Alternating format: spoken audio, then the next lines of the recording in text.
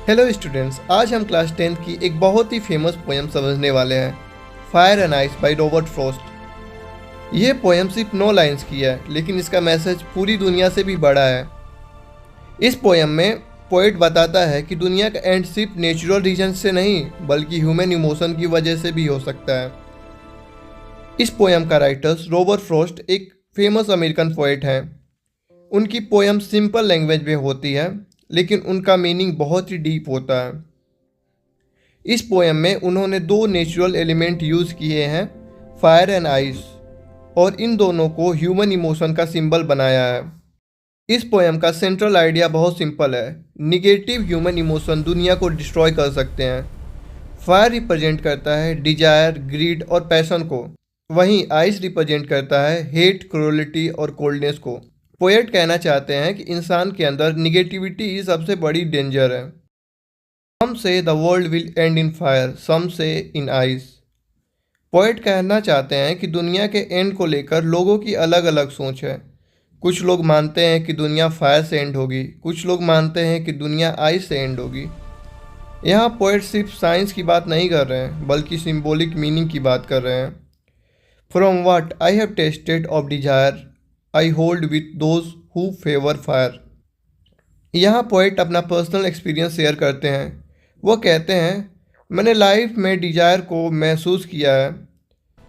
Dzire मतलब लालच, grid और स्ट्रॉन्ग एम्बिशन। और ये डिजायर बिल्कुल फायर की तरह होता है, जो धीरे धीरे इंसान को अंदर से जला देता है।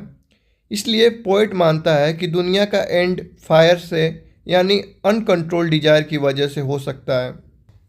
But if it had to perish twice. अब पोएट का इमेजिनरी सिचुएशन लेते हैं। वह कहते हैं, अगर दुनिया 2 बार ख़त्म हो सकती तो डिस्ट्रक्शन का एक और पावरफुल रीजन हो सकता था। I think I know enough of hate. Poet कहते हैं कि उन्होंने लाइफ में हेट को भी बहुत करीब से देखा है। हेट मतलब नफ़रत, गुस्सा और क्रूरलिटी। और ये हेट बिल्कुल आइस की तरह होता है, ठंडा, सख्त और painful. To say that for destruction ice is also great। यहाँ पोएट समझाता है कि डिजायर ही नहीं, हेट भी इक्वली डेंजरस है।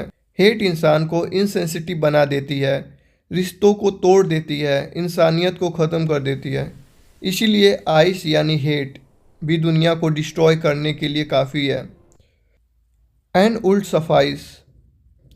पोएट कंक्लूड करता है कि फायर हो या आइस, डिजायर हो या हेट, दोनों ही दुनिया के लिए इक्वली डिस्ट्रक्टिव हैं।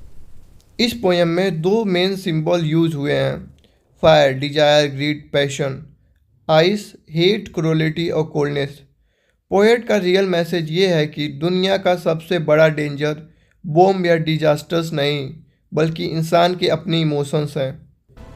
इस पोएम से हम एक बहुत इंपॉर्टेंट लाइफ लेसन मिलता है। अपनी डिजायर को कंट्रोल करो, अपने अंदर हेट को जगह मत दो, काइंडनेस और ह्यूमैनिटी को बढ़ाओ।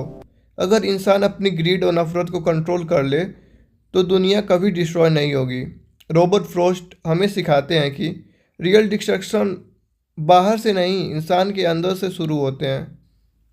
अगर आप चाहते हैं कि मैं इसी तरीके से आपको एनिमेशन से कुछ भी सिखा सकूं, तो ज़रूर इस चैनल को सब्सक्राइब कीजिएगा। जल्दी मिलते हैं अगली वीडियो में।